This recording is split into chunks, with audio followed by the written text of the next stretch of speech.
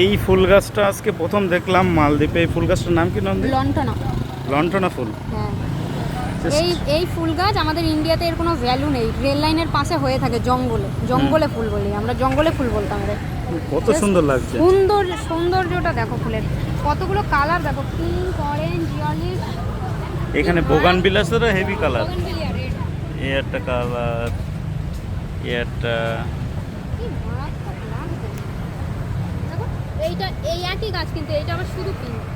একই গাছে এখানে পিঙ্ক। শুধু পিঙ্ক, এটা আবার 3টে কালারের মধ্যে। দেখি। কি মারাত্মক লাগছে ফুলটা। চলো। না, ফুল দেখেছি, এগুলো জঙ্গলে হতো না?